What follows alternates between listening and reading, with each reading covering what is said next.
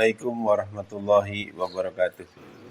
Bismillahi tawakkalna 'alallah la haula wala quwata illa billah. Asyhadu an la ilaha illallah wa asyhadu anna Muhammadar Rasulullah. Allahumma shalli ala Muhammad wa ala ali Muhammad amma ba'du. Alhamdulillah, pada kesempatan sore hari ini kita dipertemukan kembali dalam kajian rutin.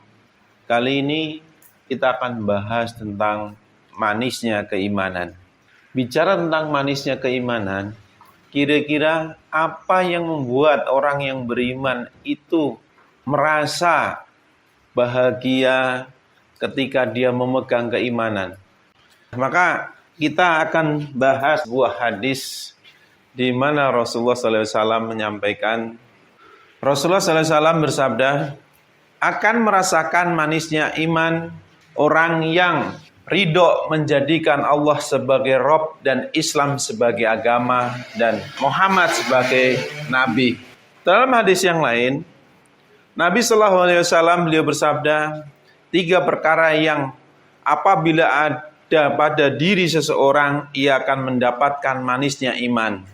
Dijadikan Allah dan Rasulnya lebih dicintainya dari selain keduanya. Jika ia mencintai seseorang, dia tidak mencintainya kecuali karena Allah, dan dia benci kembali kepada kekufuran seperti dia benci bila dilempar ke neraka. Ini hadis riwayat Imam Bukhari nomor 15. Manisnya keimanan yang pertama, dijadikan Allah dan Rasulnya lebih dicintai dari segala apapun. Coba hari ini, siapa yang lebih paling kita cintai di dunia ini? Apakah Allah dan Rasulnya ataukah selain itu? Atau mungkin anak-anak saya, istri saya lebih saya cintai daripada Allah dan Rasulnya? Atau bagaimana? Makanya di sini akan terlihat orang yang menjadikan Allah dan Rasulnya lebih dicintai dari segala apapun, pastinya demi untuk agama pasti rela berkurban, sekalipun dia lebih mengutamakan Allah dan Rasulnya di atas segala-galanya. Jika ia mencintai seseorang, dia tidak mencintainya kecuali karena Allah. Jadi kalau seseorang mencintai orang lain, itu lebih karena Allah. Dalam arti apa? Ibu-ibu mencintai suami karena Allah atau karena cinta biasa? Karena cinta dia suamiku. Atau mungkin bapak-bapak di sini mencintai istri itu lebih karena Allah atau karena yang lain? Siapa yang pernah baca Quran surat Al-Ahzab kalau nggak salah, yang Rasulullah menyampaikan pada istri-istrinya, wahai istri-istriku, kemarilah. Jika dunia dan perhiasannya sebagai tujuan hidupmu, kemarilah saya ceraikan kamu dan saya kasih mut'ah. Siapa yang pernah baca? Jadi Rasulullah mencintai istri-istrinya karena apa? Karena Allah. Dia mencintai istrinya kalau istrinya dia benar-benar taat kepada Allah. Ibu-ibu juga sama seharusnya. Kira-kira mencintai suami karena apa? Karena gantengnya? Atau karena apa? Saya udah sehidup semati dengan istri saya pernah berjanji seperti itu. Ntar kalau istrinya mati, kalau suaminya mati, ibu-ibu gantung diri gitu. Enggak kan? Mencintai karena Allah itu seperti itu. Kita mencintai seseorang ketika orang itu mencintai Allah, dia taat kepada Allah. Kalau dia sudah durhaka kepada Allah, nggak ada alasan untuk mencintai mereka.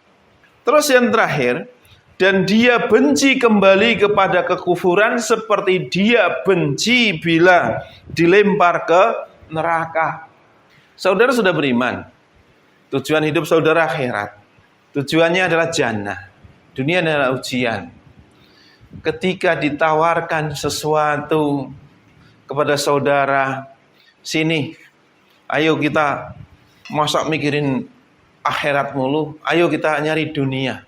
Pernah nggak dengar kisahnya siapa yang nggak ikut perang? Ka'ab. Nah, Dia pernah didiamkan oleh kaum muslimin selama berapa hari? 50 hari. Karena apa? Karena dia nggak ikut berperang. Di antara maju mundur, ragu-ragu begitu. Dia nggak ikut, nggak berangkat, penyesalannya luar biasa. Setelah menyesal, akhirnya begitu kaum muslimin pulang, Rasulullah pulang, akhirnya ditanya kenapa nggak ikut berperang. Itu ada sekitar 80-an orang, 83 yang 3 orang ini yang beriman, yang 80-an orang, banyak orang munafik. Yang 3 orang ditanya, kenapa nggak ikut? Saya nggak ada alasan untuk berbohong. Istilahnya akhirnya dia mengutarakan. Sampai akhirnya dia didiamkan oleh Rasulullah dan kaum muslimin. Nyampe orang tuanya juga diemin. Keluarganya, istrinya juga diemin. Nyampe istrinya pun disuruh ngapain? Pisah sama istrinya. Nah, di saat keadaan yang sangat sulit itu, di saat kaum muslimin diam terus semua, terus di saat keluarganya juga mendiamkan semua, datang tawaran orang nih dari kerajaan sebelah, nawarkan, Kap, mau nggak bergabung sama kita di sana? Nanti kamu dikasih kedudukan, dikasih harta, segala macam. Apa jawabannya? Musibah apa lagi ini yang datang? Kalau seandainya saudara di sini didiamkan karena suatu hal, kira-kira ada yang menawarkan kehidupan yang lebih baik di dunia ini, saudara pilih yang mana? Gabung keluar atau milih di sini, atau milih tetap jadi orang muslim sekalipun orang pada diam pada saudara? Nah, itu adalah ujian. Maka di sini terangkan, dan dia benci kembali kepada kekufuran seperti dia benci bila dilempar ke neraka. Sekalipun orang pada diam semua, sekalipun orang pada membenci dia tahu memang ada alasan mereka untuk benci saya. Maka dia lebih menerima keadaan seperti itu daripada dia kembali kepada kekufuran. Itu terjadi. Maka untuk mencapai manisnya keimanan, apa sebenarnya? Apa yang menjadi tujuan hidupmu? Itu akan menentukan bahagia dan deritamu. Saudara, tujuan hidupnya dunia atau akhirat? Dunia atau akhirat? Akhirat. Kalau seandainya saudara tujuan hidupnya adalah dunia, maka kemelaratan, kesengsaraan, penderitaan mungkin yang menimpa saudara itu adalah bagian dari perjuangan dalam saudara menggapai harta, tahta, kekuasaan anak-anak, atau menggapai kesuksesan dunia. Jadi saudara berjuang menggapai ini semua, perhiasan dunia, itu butuh pengorbanan, butuh ujian. Itu mungkin saudara seperti itu. Kalau saudara menjadikan dunia sebagai tujuan, penderitaannya, sengsaranya itu berbeda ketika saudara menjadikan akhirat sebagai tujuan. Kalau saudara menjadikan akhirat sebagai tujuan, kemelaratan, kesengsaraan, penderitaan itu adalah bagian dari ujian yang justru akan melahirkan kesabaran dan keikhlasan. Saudara sadar betul ujian kehidupan, baik itu penderitaan, kemelaratan, kesengsaraan, itu bagian dari pembentukan diri. Bagian dari pembentukan akhlak agar kita mampu mencapai kesabaran dan keikhlasan sekalipun di dalam keadaan yang sangat sulit, yang sangat berat ataupun sangat buruk. Maka di sini terangkan, Bismillahirrahmanirrahim.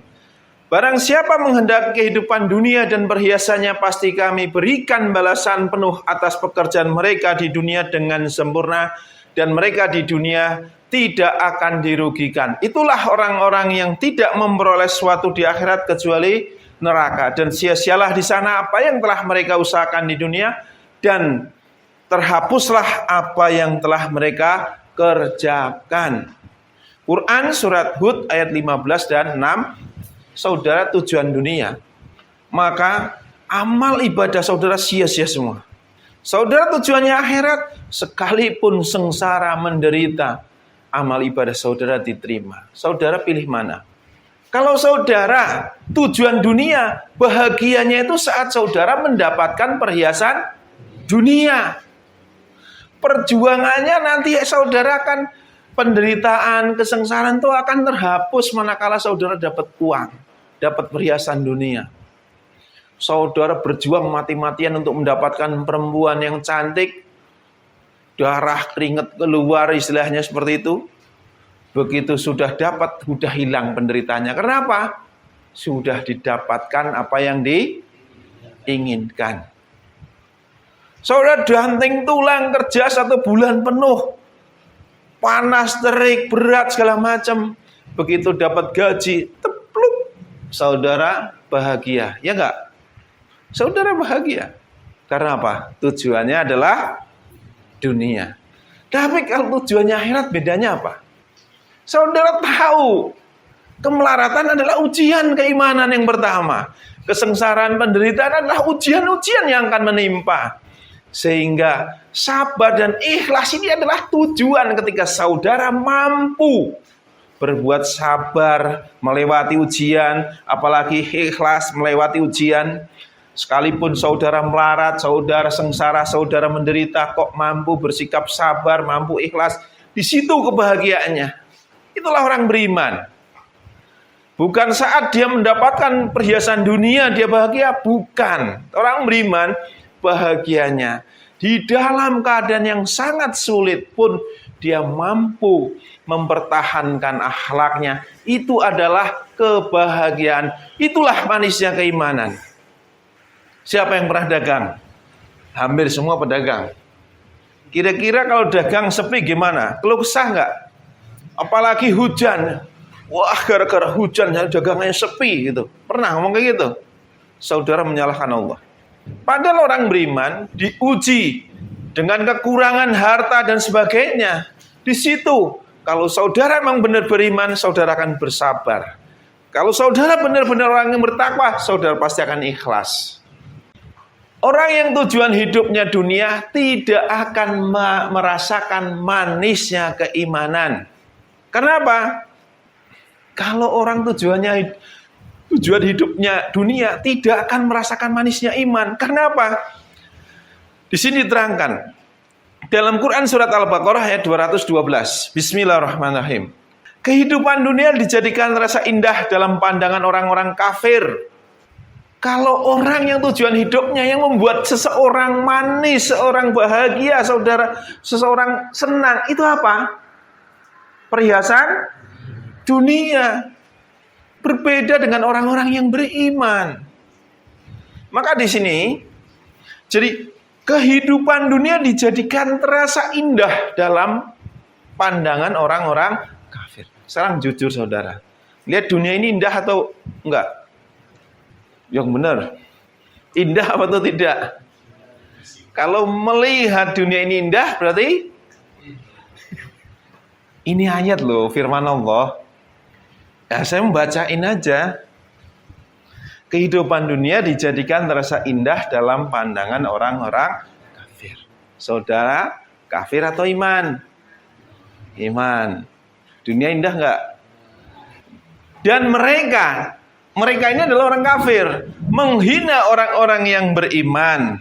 Padahal orang-orang bertakwa itu berada di atas mereka pada hari kiamat dan Allah memberi rizki kepada orang yang dia kehendaki tanpa perhitungan. Kenapa orang kafir menghina orang-orang beriman? Alasannya apa? Banyak kan miskin, betul. Karena apa? Melarat, gitu kan? Akhirat lagi. Ini orang nggak waras kali ya. Setiap hari akhirat lagi. Nyari duit cuman sebatas untuk nopang hidup doang. Bukannya gapai cita-citamu setinggi langit, harapan impianmu setinggi langit. Lah ini akhirat lagi. Banyakan orang kalau tujuannya dunia itu pasti menghina orang-orang yang beriman. Siapa di sini pernah sengsara, kehidupannya miskin, melarat, terus saudara kita menjauh, tetangga kita menjauh, keluarga kita menjauh. Takut saudara ngemis. Nah itulah orang-orang menjadikan dunia sebagai tujuan. Nah kalau kita bilang kafir kan nggak etis lah. Ya kan? Tapi memang begitu. Terus, Di dalam ayat yang lain, Quran surat Ali Imran ayat 14. Bismillahirrahmanirrahim. Dijadikan terasa indah dalam pandangan manusia cinta terhadap apa yang diinginkan. Berupa perempuan-perempuan, anak-anak, harta benda yang bertumpuk dalam bentuk emas dan perak, budak pilihan, hewan ternak, dan sawah ladang. Itulah kesenangan hidup di dunia. Dan di sisi Allah lah tempat kembali yang baik. Coba. Ini ada sebagian berpendapat manusia pada fitrahnya memandang dunia itu indah. Padahal di sini terangkan dijadikan terasa indah dalam pandangan manusia yang cinta terhadap apa yang dia Jadi manusia cinta terhadap apa yang dia inginkan. Kalau orang yang menjadikannya coba sekarang apa yang menjadi keinginan saudara? Dunia atau akhirat? Kalau akhirat yang diinginkan adalah yang indah itu adalah jannah. Kalau orang yang menjadikan akhirat sebagai tujuan, keindahan itu ya jannah. Tapi kalau orang yang menjadikan dunia sebagai tujuannya, keindahannya tentu seperti ini, ayat ini. Yaitu apa? Perempuan-perempuan, anak-anak, harta benda yang bertumpuk dalam bentuk emas, perak, kuda pilihan, hewan, ternak, sawah, ladang. Itu diterangkan. Tapi kalau orang yang tujuan hidupnya adalah akhirat, walaupun seseorang tidak melihat jannah, tapi seiring waktu berjalan, ketika amaliyah yang dia lakukan adalah amal yang baik, ucapan yang baik, perbuatan yang baik, atau amal soleh, Allah akan tumbuhkan keyakinan, akan tumbuhkan keimanan yang terus berkembang dan menjadi besar, sehingga keyakinan terhadap akhirat begitu besarnya, dan dia akan merasakan betapa indahnya jannah, betapa indahnya akhirat. Itu akan Allah tanamkan kepada orang-orang yang bertakwa. Tapi kalau saudara berbuat dosa, cintanya pada dunia berlebih, seiring dosa yang saudara lakukan akan sedikit demi sedikit mengikis keimanan saudara terhadap kehidupan setelah kematian, yang pada akhirnya saudara akan meragukan akhirat hingga saudara mempertanyakan, apakah benar setelah kita mati, setelah menjadi tulang belulang akan dibangkitkan kembali. Jadi orang yang meragukan akhirat itu karena dosa-dosanya. Tapi kalau orang yang menjaga amaliyahnya, insya Allah hidayah itu akan datang. Dia akan semakin yakin dan yakin terhadap negeri akhirat. Terus dalam Quran surat Al-A'la ayat 16 dan 17. Bismillahirrahmanirrahim. Sedangkan kamu orang-orang kafir memilih kehidupan dunia, padahal kehidupan akhirat itu lebih baik dan lebih kekal. Siapa yang milih dunia? Orang iman atau orang kafir? Loh Pak, kebanyakan sekarang dunia semua. Ya saudara yang jawab sendiri saja, ayatnya ada kok. Gimana? Orang iman atau orang kafir? Orang beriman melihat dunia indah atau tidak? Tidak. Terus orang beriman milih dunia atau akhirat? Akhirat. Kalau hari ini ada orang yang ngaku beriman, dia menjalankan apa yang dirukunkan, tapi yang menjadikan dia manis hidupnya, bahagia hidupnya adalah harta benda, kekuasaan, anak-anak dan wanita. Kira-kira orang yang tujuan hidupnya dunia, apakah dia benar-benar akan merasakan manisnya keimanan? Sementara bicara tentang keimanan tidak terlepas dari ujian dan ujian. Orang beriman itu manis, bahagia hidupnya ketika diuji, dia bisa melewati dengan tidak mengurangi sedikit pun kemuliaan akhlaknya. Jika ujian di dunia menjadikanmu pribadi yang sabar dan ikhlas, maka engkau orang yang beriman. Tetapi jika penderitaanmu karena tidak memiliki perhiasan dunia, maka engkau bukan orang beriman. Apa yang menjadikan kita menderita di dunia? Ini kan tadi ayat jelas ya kan. Kehidupan dunia dijadikan rasa indah dalam pandangan orang-orang kafir. Di sini terangkan, kalau saudara menderita dan sengsara hanya karena tidak memiliki perhiasan dunia, saudara beriman atau tidak? Maka di dalam Quran surat Al-Baqarah ayat 214 Allah Subhanahu wa taala berfirman yang artinya Bismillahirrahmanirrahim. Ataukah kamu mengira bahwa kamu akan masuk surga padahal belum datang kepadamu cobaan seperti yang dialami orang-orang terdahulu sebelum kamu?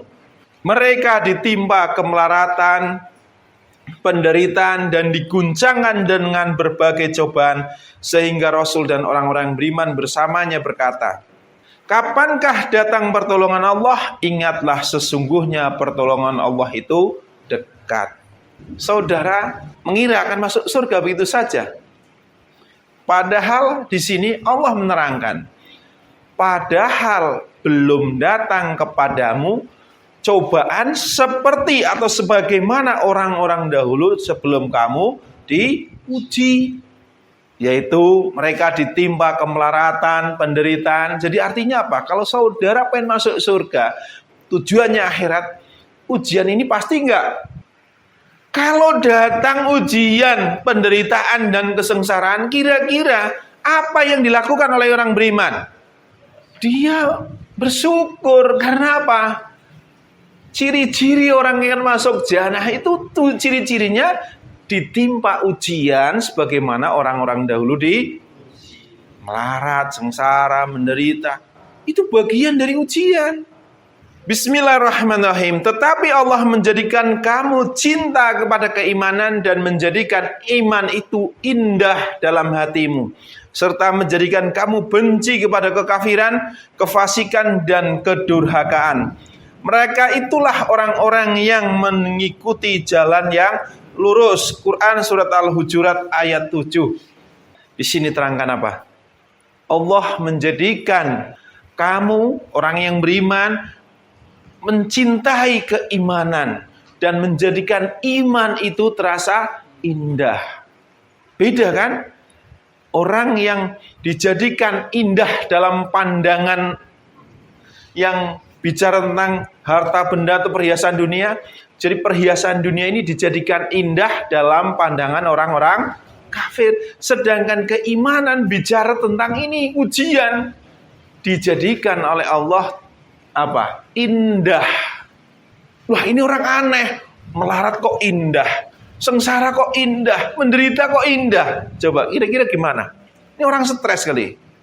Sekarang tanya, Nabi dan Rasul kebanyakan dikatakan orang gila bukan? Iya. Apa alasannya? Apa alasannya? Apakah mereka memiliki dunia? Tidak. Akhirat lagi. Orang melarat, sengsara, nggak punya apa-apa, dia tetap sabar, dia tetap ikhlas. Ini orang gila kali ya, gitu.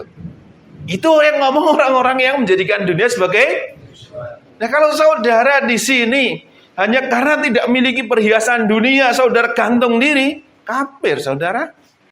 Jadi memiliki perhiasan dunia bukan tolak ukur keimanan ataupun ketakwaan seseorang. Ini banyak pandangan yang salah. Jadi seakan-akan begini, kalau kamu bertakwa, Allah akan bukakan pintu rizki dari arah yang tak terduga, dari arah yang tidak disangka-sangka. Seakan-akan kalau kita bertakwa, Allah menjadikan kita kaya. Kalau kita miskin, itu akibat dari dosa-dosa. Nabi dan Rasul banyakkan miskin. Apakah dia berbuat dosa? Itu yang mengatakan itu juga orang-orang yang mengaku sunnah. Jadi gini rumusnya. Orang yang menjadikan tujuan hidupnya adalah dunia dan perhiasannya. Ketika dia diberi harta benda, kekuasaan anak-anak dan wanita, itu mereka bahagia. Ketika mereka tidak diberi, dia menderita, sengsara, melarat dan sebagainya. Disinilah kemiskinan yang mendekati kekufuran. Orang yang miskin tapi tujuan hidupnya dunia itu mendekati kekufuran. Sedangkan orang yang tujuan hidupnya akhirat, jannah, dia sadar dunia ini adalah ujian. Dia melarat, dia sadar pasti akan mengalaminya. Dia sengsara menderita, itu bagian dari ujian, pasti akan melewatinya. Ketika dia mampu bersabar, mampu ikhlas melewati ujian-ujian hidup di dunia itu, maka disitulah akan terasa manisnya keimanan, bahagianya ketika dia mampu melewati ujian itu tanpa mengurangi akhlak yang mulia menjadi tercela. Sekarang berapa banyak orang demi keuntungan dunia yang tidak seberapa rela menggadaikan kejujurannya, rela menggadaikan amanahnya, rela menggadaikan tanggung jawabnya, rela menggadaikan kebaikannya. Berapa banyak orang seperti itu?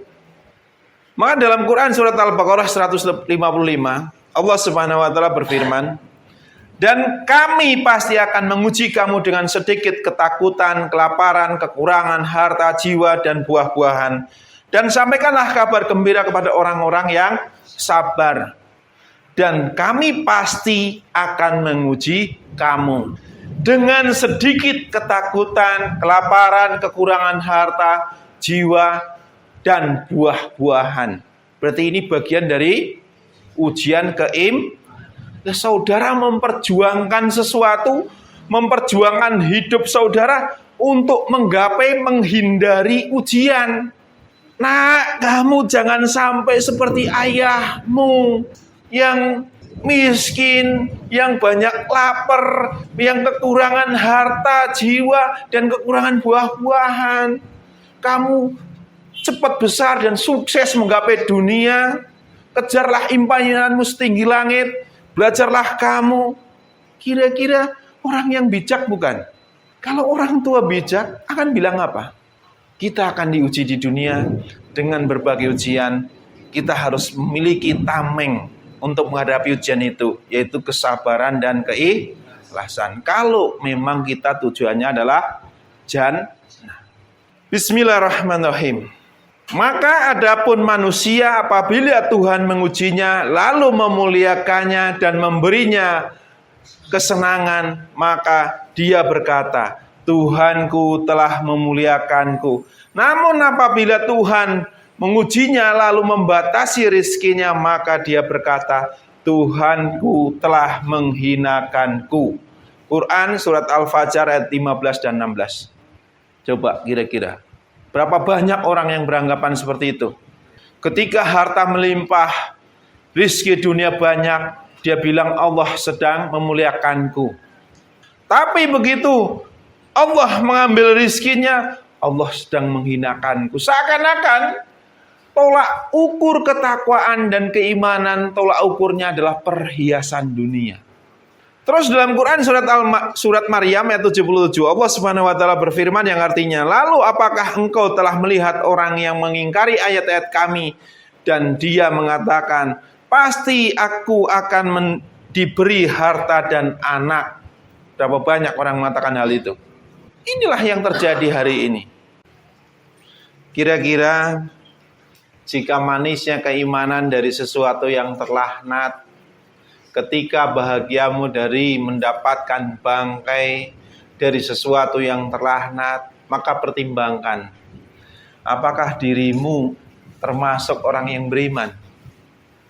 Jika manisnya keimanan dari sesuatu yang terlaknat, jika bahagiamu dari sesuatu yang di sisi Allah dikatakan sebagai bangkai, sebagai kotoran, maka pertanyakan lagi, apakah engkau orang-orang yang beriman? Maka di dalam Quran, di dalam sebuah hadis riwayat Ibnu Majah nomor 4103, Rasulullah SAW bersabda, dunia ini ibarat penjara orang-orang mukmin dan surganya orang-orang kafir.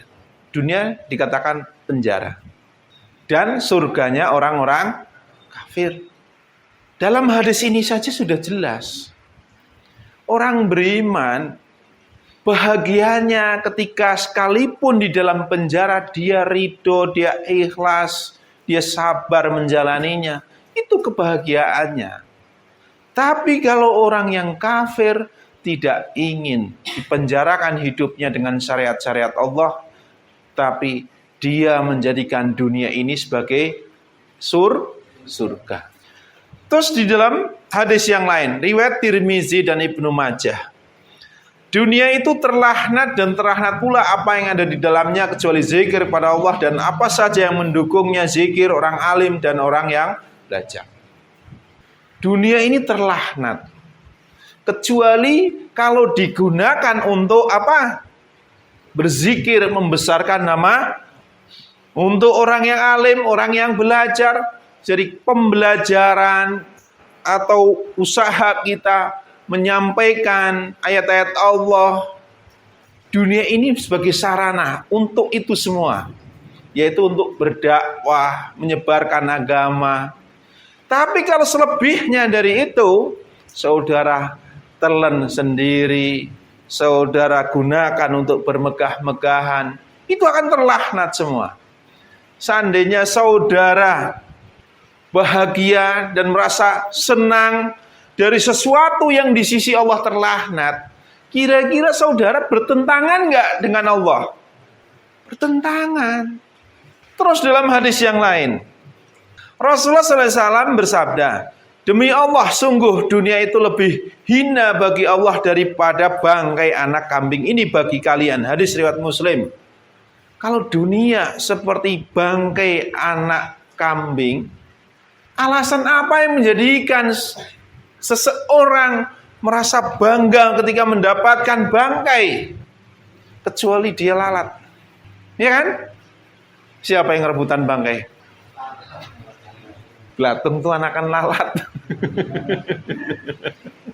Jadi lalat yang hijau itu begitu ke bangkai langsung keluar belatungnya tuh. Ngasih. Nah, sekarang masa orang beriman seperti itu? Maka perhatikan saja Nabi dan Rasul, ada nggak seperti itu? Mereka banyak kan itu memang orang kaya, tetapi dengan kekayaannya untuk apa? Memperjuangkan agama. Ini seperti hadis yang tadi, terlaknat kecuali untuk itu, untuk agama, ya kan? Lah kalau orang dengan agama untuk mencari dunia, dengan agama untuk mencari perhiasan dunia, yang dikumpulkan hanya seonggok bangkai. Kalau dia bahagia hanya karena bangkainya banyak, ya kan? Rumahnya megah, ya kan? Mau megah, mau mobilnya banyak segala macam, itu bangkai semua. Kalau seseorang yang beriman, ngaku beriman, kok bahagianya, manisnya keimanan dari sesuatu yang di sisi Allah adalah bangkai, dipertanyakan itu keimanannya. Rasulullah SAW bersabda, sesungguhnya Allah Ta'ala telah menjadikan apa yang keluar dari badan anak Adam sebagai perumpamaan, permisalan terhadap dunia. Hadis riwayat Tabrani. Jadi apa yang keluar dari badan kita, namanya eok, apalagi tai itu kan, itu permisalan dengan dunia.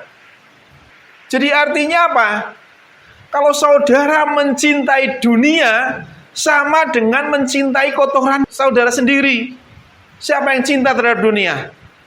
Pergi kamar mandi, jangan dibuang, jangan disiram, taruh di piring, hidangin, taruh di atas meja. Kira-kira aneh nggak? Yang gila siapa?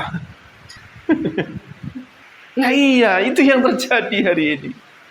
Masa orang yang beriman, manisnya keimanan ketika mendapatkan perhiasan dunia, ketika diuji dengan dunia, dia merasa bagaimana cara menjaga keimanan.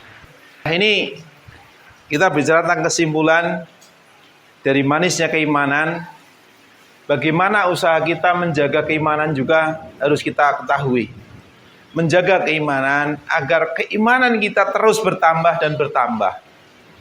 Jadi setiap manusia, setiap orang di belahan dunia manapun, apapun agamanya, apapun latar belakangnya, sebenarnya Allah sudah memperhitungkan Karena ada malaikat yang sedang menjaga di kanan dan kiri, depan dan belakang, yang senantiasa mengawasi, bahkan menulis setiap kebaikan yang dia lakukan dan menulis setiap dosa yang dia lakukan. Sehingga dari amal-amaliyah tersebut Allah takdirkan orang tersebut apakah pada akhirnya dia akan mendapatkan hidayah atau pada akhirnya akan disesatkan. Ketika seseorang beramal dengan amal perbuatan yang banyak berbuat dosanya, banyak berbuat kekafirannya, sehingga dia mencintai dunia dan perhiasannya, hingga keimanan itu akan berkurang. Mengurangi keimanan, meragukan akhirat, itu adalah sebab atau akibat dari perbuatan dosa. Jadi orang yang meragukan akhirat atau enggak percaya akhirat itu tidak terlepas dari perbuatan kekafiran. Sehingga dia pada akhirnya merasa takut mati. Jadi kalau saudara di sini tidak bisa meninggalkan kebiasaan-kebiasaan yang buruk, terus melakukan perbuatan dosa, mencintai dunia melebihi cintanya kepada Allah dan Rasulnya, maka keraguan-raguan dalam hati saudara akan ditanamkan oleh Allah sehingga saudara meragukan akhirat yang akhirnya saudara takut mati. Jadi penyakit wahan, cinta dunia dan takut mati. Berbeda ketika seseorang banyak melakukan amaliyah, perbuatan kebaikan. Itu setiap kebaikan itu membawa atau menambah keimanan terhadap akhirat. Ketika kita berbuat baik, kita beramal soleh, keyakinan terhadap akhirat bertambah lagi. Maka tadi kita bahas di awal, sampai pada akhirnya seseorang meyakini jannah, meyakini akhirat, itu seakan-akan sudah ada di depan matanya.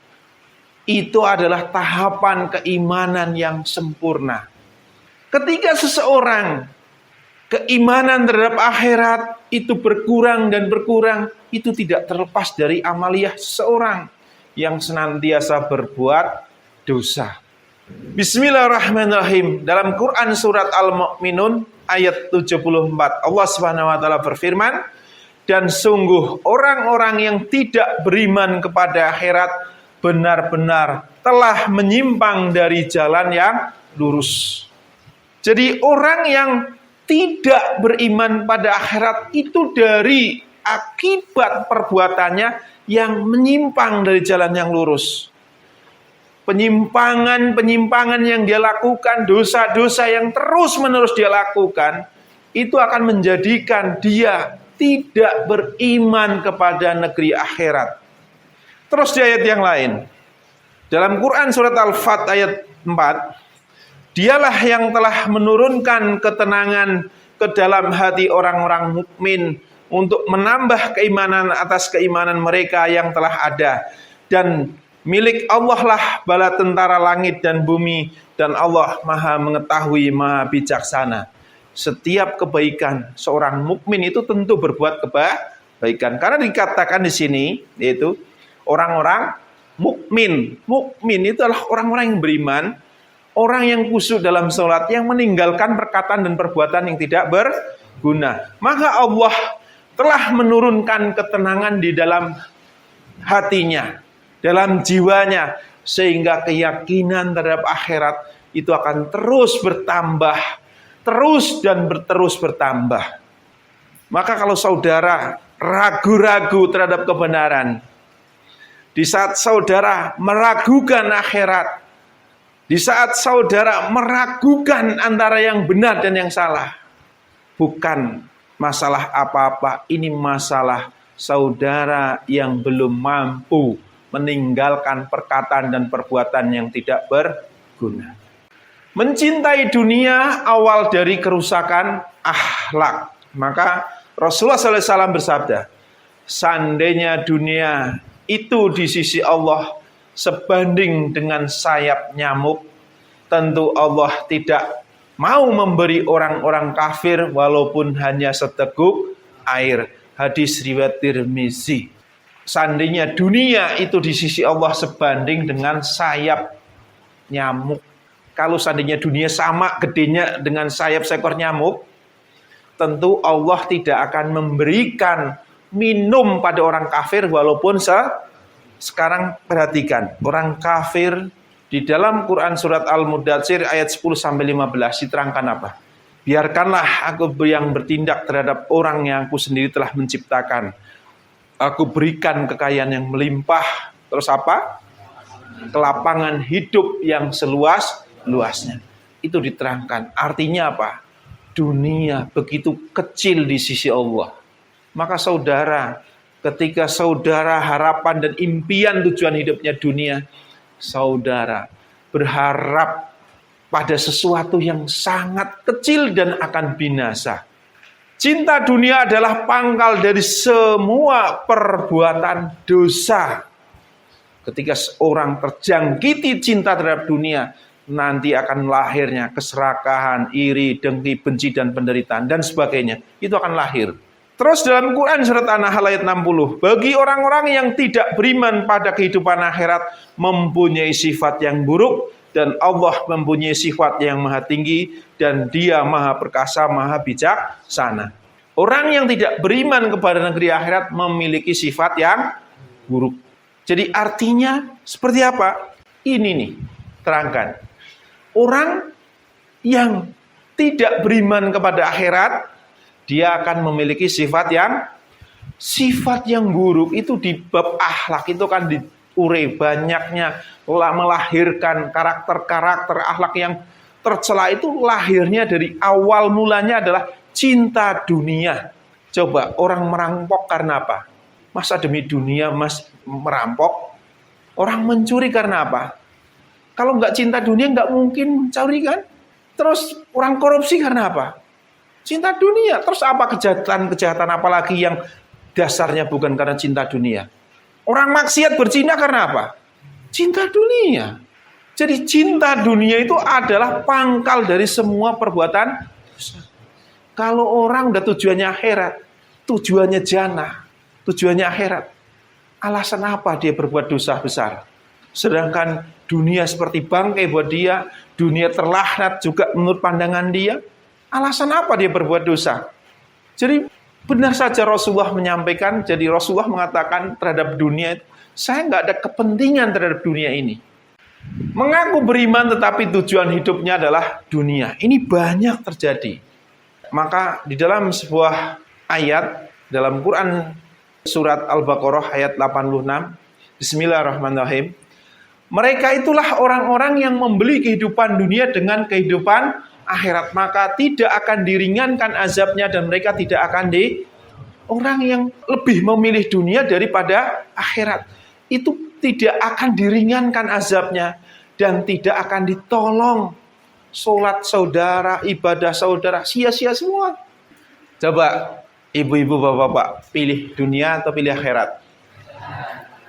Orang kalau saudara milih dunia tapi tujuannya akhirat, sama dengan orang-orang yang membeli kehidupan dunia dengan kehidupan menukar, ditukar. Sama dengan orang yang dia ngaku mempelajari agama, dia berdakwah, begitu. Berani berapa? Ya kan? Terus dalam sebuah hadis riwayat Ahmad nomor 3489, Rasulullah SAW menyampaikan, barang siapa yang menginginkan akhirat, hendaklah ia meninggalkan perhiasan. Tuh, gimana? Jangan ditinggalin gitu aja. Gunakan untuk menggapai dunia, perhiasan dunia tidak akan terlaknat kalau digunakan untuk menopang itu loh. Terus kesimpulannya di dalam Quran surat Al-An'am ayat 70. Bismillahirrahmanirrahim. Allah Subhanahu wa taala berfirman, tinggalkanlah orang-orang yang menjadikan agamanya sebagai permainan sendau gurau. Dan mereka telah tertipu oleh kehidupan dunia. Peringatkanlah mereka dengan Al-Quran agar setiap orang tidak terjerumus ke dalam neraka karena perbuatannya sendiri. Tidak ada baginya pelindung dan pemberi syafaat pertolongan selain Allah. Dan jika dia hendak menebus dengan segala macam tebusan apapun, niscaya tidak akan diterima. Mereka itulah orang-orang yang dijerumuskan ke dalam neraka disebabkan perbuatan mereka itu sendiri.